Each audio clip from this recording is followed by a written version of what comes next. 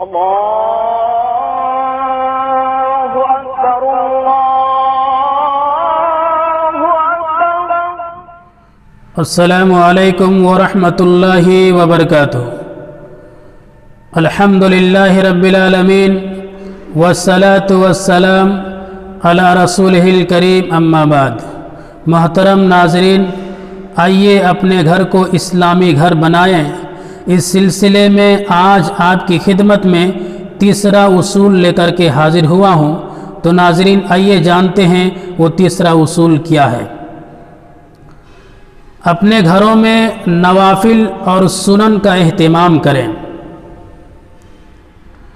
نوافل کی برکت سے اللہ تبارک و تعالی گھروں کے تمام نحوستیں کو ختم کر دیتا ہے. جن گھروں میں لمبے لمبے رکوع اور سجدے کیے جاتے ہیں ان گھروں کو مبارک گھرانے بنا دیتے ہیں، اور ایسے گھروں کے ماحول حسین اور خوشگوار ہوتے ہیں. اس سلسلے میں اللہ تبارک و تعالی نے موسیٰ علیہ السلام اور ان کے بھائی کی طرف وحی کی تھی. جب فرعون کی سختی بڑھ گئی تھی تو اللہ تبارک و تعالی نے یہ حکم دیا تھا. قرآن مجید کے اندر اللہ تبارک و تعالی ارشاد فرماتا ہے کہ اوحینا الی موسیٰ واخیہ ان تبوآ لقومکما بمصر بیوتا واجعلوا بیوتکم قبلہ واقیموا الصلاۃ وبشر المؤمنین. سورہ یونس آیت نمبر 87 کے اندر اللہ تبارک و تعالی نے فرمایا کہ اے موسیٰ علیہ السلام اور ان کے بھائی کی طرف وحی کی، کہا کہ اپنی قوم کے لیے مصر کے اندر گھر منتخب کرو اور ان گھروں کو قبلہ بناؤ اور نماز ادا کرو، اہل مومن کے لیے خوشخبری سنا دو. تو اس آیت کریمہ میں اللہ تبارک و تعالیٰ نے موسیٰ علیہ السلام کو گھر میں نماز پڑھنے کی اجازت دی کہ اپنے گھر کو قبلہ گاہ بناؤ اور نماز ادا کرو. اس سلسلے میں کئی احادیث مروی ہیں. زید بن ثابت رضی اللہ تعالیٰ عنہ سے روایت ہے کہ رسول اللہ صلی اللہ علیہ وسلم نے ارشاد فرمایا صلو ایھا الناس فی بیوتکم، اے لوگو اپنے گھروں میں نماز کا اہتمام کرو.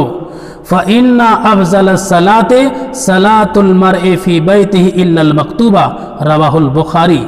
کیونکہ فرض نماز کے علاوہ انسان کی سب سے افضل نماز وہ ہے جو گھر میں ادا کرے. فرض کے علاوہ جو انسان اپنے گھروں میں نماز ادا کرتے ہیں وہ انسان کے لیے، آدمی کے لیے سب سے افضل اور بہتر ہے. حضرت عبداللہ بن عمر رضی اللہ تعالیٰ عنہ سے مروی ہے کہ رسول اللہ صلی اللہ علیہ وسلم نے ارشاد فرمایا اجعلوا من صلاتکم فی بیوتکم، کہ لوگوں تم اپنی نماز کا کچھ حصہ اپنے گھروں میں بھی ادا کرو. ولا تتخذوها قبورا، اور اپنے گھر کو قبرستان نہ بناؤ.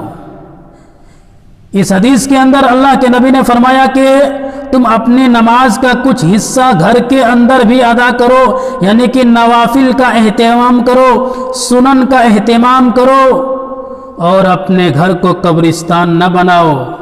اپنے گھروں کے اندر نماز پڑھو، جو سنن ہے جو نوافل ہے اس کا اہتمام کرو.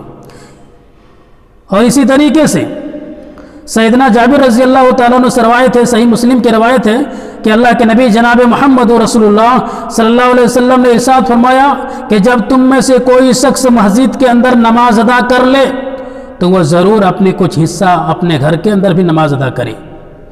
اپنی نماز کا کچھ حصہ اپنے گھروں کے اندر بھی ادا کرے، اس لیے کہ اللہ تعالیٰ اس کے گھر میں اس کی نماز کی ادائیگی سے خیر و برکت رکھ دیتا ہے.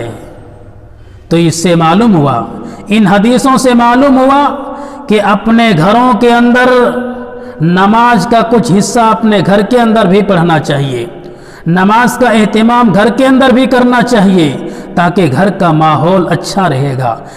گھر کا ماحول خوشگوار اور حسین رہے گا. گھر ایک اسلامی گھر بنے گا. آپ کے گھر کے اندر سکون برپا ہوگا.